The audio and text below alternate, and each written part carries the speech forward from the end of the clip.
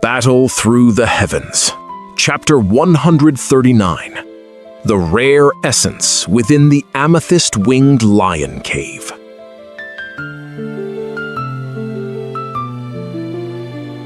With the chaotic battle raging overhead, Xiaoyan successfully positions himself at the very threshold of his high-stakes objective.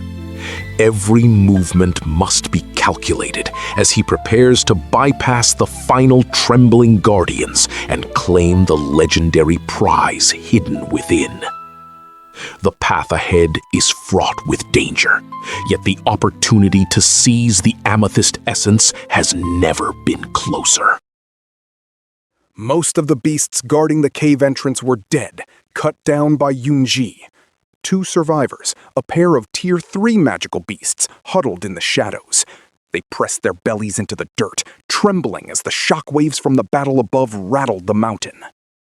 Xiaoyan crouched behind a jagged rock and watched them. He pulled a small vial from his storage ring and smeared a layer of gray powder over his skin. The grit felt coarse against his arms, but it would mask his scent from the beasts' keen noses. He moved through the brush, circling the cave mouth until he found a higher ledge. Hidden by the rocks, he stared down at the shivering guardians. He wrapped a soft cloth around his boots to dampen his footsteps, then checked his gear one last time. Xiaoyan took a deep breath. He dropped from the ledge, his body cutting through the air in a silent arc. He landed light on the balls of his feet. Before the dust could settle, he stayed low and lunged into the darkness of the cavern. One of the beasts twitched its head toward the entrance. It blinked, eyes scanning the gloom, but found nothing. It turned back toward the sky, whining low in its throat as the mountain shook again. Inside, the cave was far from dark. Clusters of purple crystal grew from the walls, casting a soft, violet glow. These were rare purple amethyst blocks, prized by humans as luxury ornaments. Xiaoyan ran a hand along a jagged formation. The Beast King had expensive taste. He moved deeper into the mountain.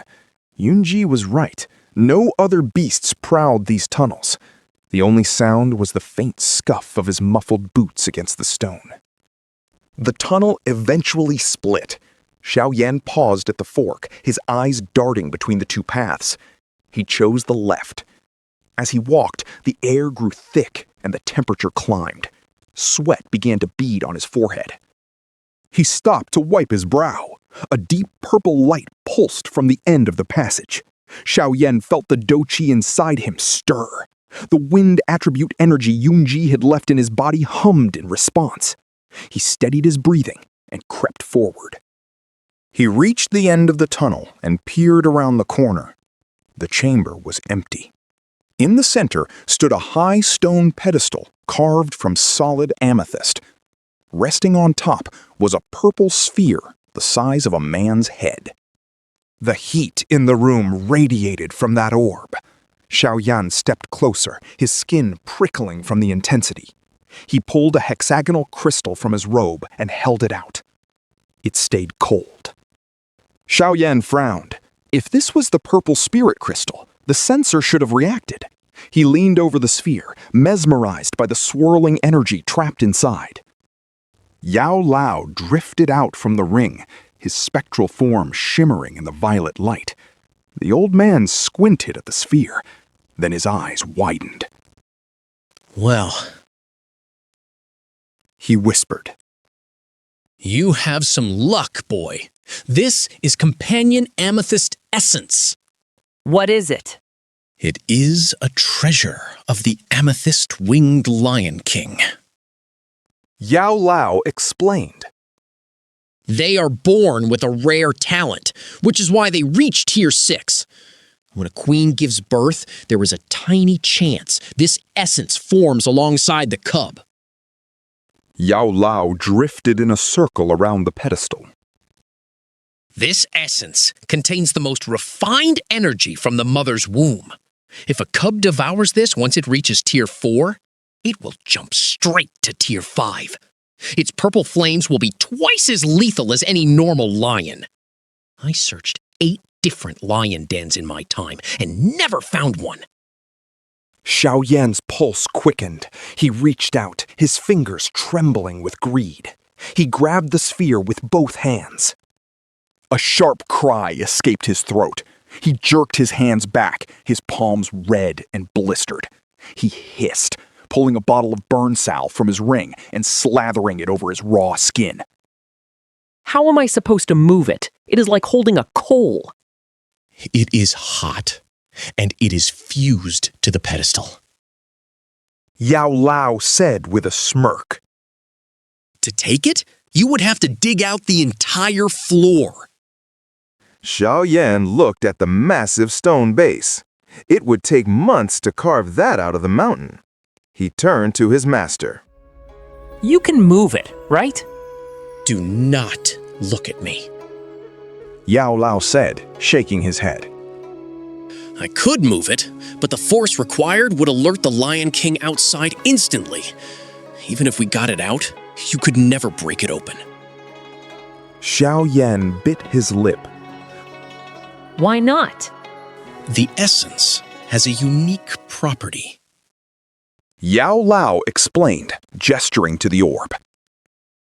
It absorbs energy. Any strike you land on it will simply be swallowed up. You cannot force it open. Xiaoyan looked at the sphere, which was as big as his own head. Then how do I use it? You said a cub eats it. I cannot exactly swallow this whole. There is only one thing that can cut through that shell. Yao Lao said. He pointed to the hexagonal crystal hanging from Xiaoyan's neck.